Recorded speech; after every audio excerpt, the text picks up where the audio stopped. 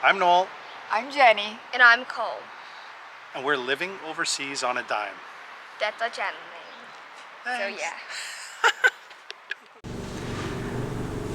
Hi everyone, welcome to Living Overseas on a Dime. It's a long weekend, August long weekend here in Canada. I think United States also has a similar holiday on the first weekend of August. I don't know, maybe I'm wrong. But I hope you guys are having a good summer. Here we've been struggling with the smoke a fair bit. But today we're going to take you on a little bit of a journey back in time, to say the least.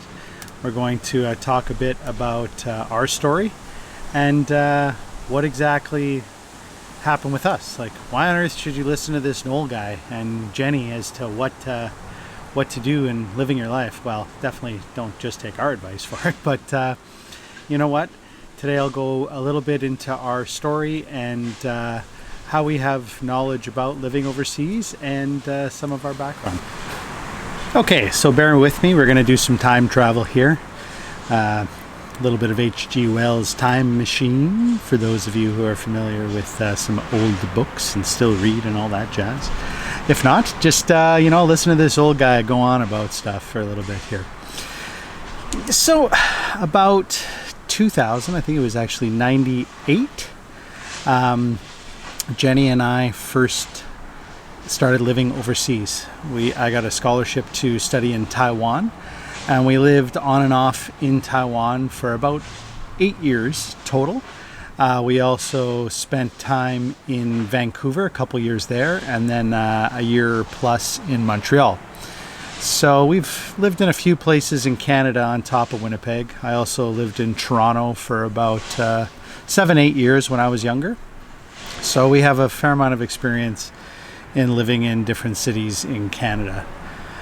We also spent about 8 months living in China, in Sichuan province, in the city of Chengdu.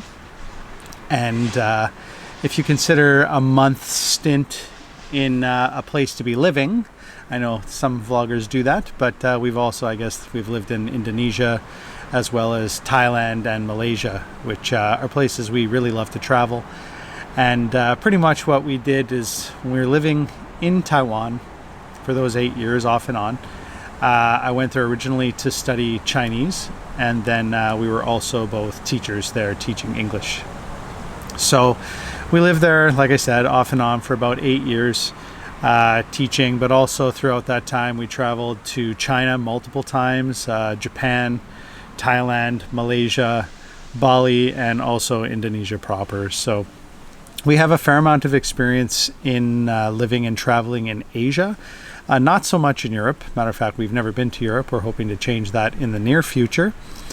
But when it comes to Asia in particular, we have a fair amount of experience and knowledge about the prices of things there and how much it costs to live there. So in 2010, we returned to Winnipeg in the late spring, and I got a job working for the city of Winnipeg. Now, at that point, we had been living a fair bit beyond our means in Asia, and we came back to Canada by the time a few years had passed. I think around 2012, we managed to get almost $40,000 in debt. Now, for some people, they may think that's not a heck of a lot, but for two people who had been previously living on a student's budget, $40,000 in debt was a lot. And the problem for us at that point is it was largely credit card debt. So we had almost no way to dig ourselves out of the hole that we had put ourselves into. So at that point we realized we were in some trouble and we needed to take some drastic measures. So it was at this point where I discovered the concept of FIRE, Financial Independence, Retire Early. I'm not sure if it was really called that at that point, but I definitely realized that we were in some trouble and that we needed to fix it.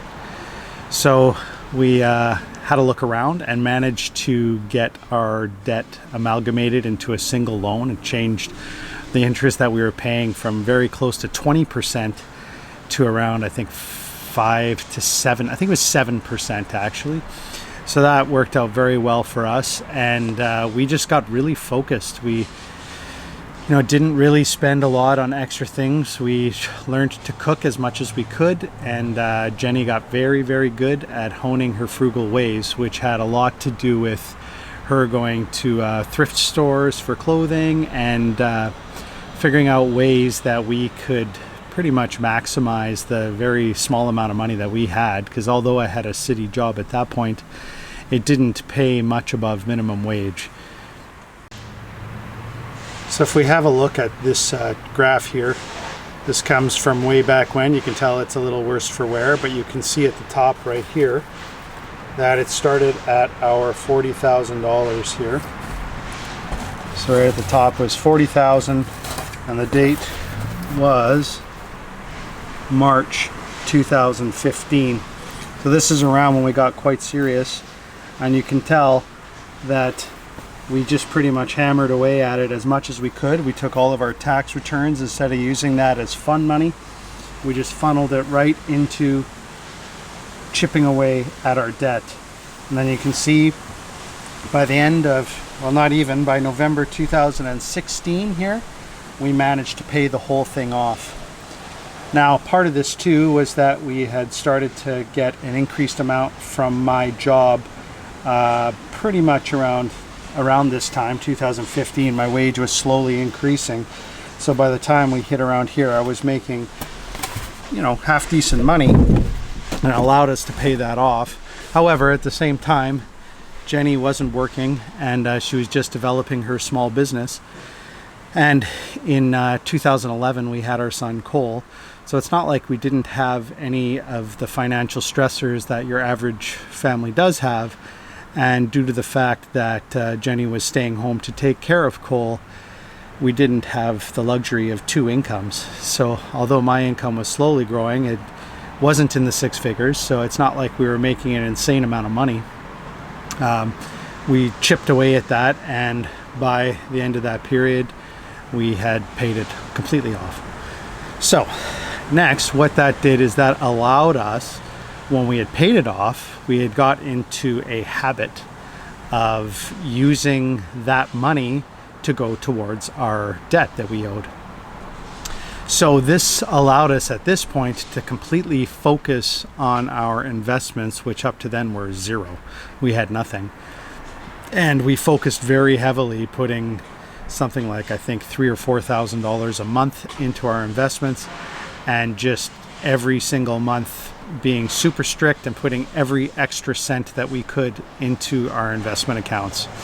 In Canada, we have something called a tax-free savings account, a TFSA, which I think is similar to the Roth IRA in the United States, in that you can put the money in, it's post-tax. You don't get any benefits on your tax return, but then when you take the money out, it's all tax-free. So we focused on that initially because our incomes weren't exactly that high. And then as our net income as a family went higher, we started to focus more on the RRSPs, which is what we're doing more so now. But the key component to all of this was FIRE. We really wanted to pay off as much as we could and be financially independent. Now, some people don't like the retire early component, because FIRE is F-I-R-E, financial independence, retire early. And in the beginning, we were very much focused on yes, we want to retire early. We want to get out of the rat race. We don't want to do anything. But as time went on and Jenny's business started to do a fair bit better, and she invested herself in her business, I realized how enjoyable entrepreneurial and small business could be. So at this point right now, I don't think either one of us really wants to retire. We definitely want to have maybe a year or two to kind of relax and refocus. But I think once that time is done and we've kind of figured out a landing spot where we want to live more permanently, albeit not in Canada, because we need a place where our money can go that much farther. Once we've found that place, we will likely try and start up some sort of business again, and maybe even just continue with Jenny's business, and I could do something with writing or with teaching English. So that's a little bit of our background.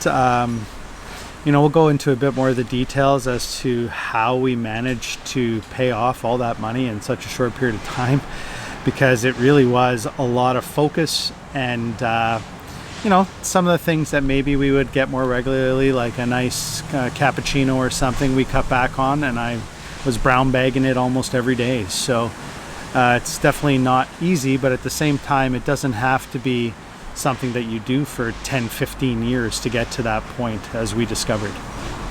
So I hope you enjoyed today's video, and you know what, we'll see you soon, and stay traveling. Bye.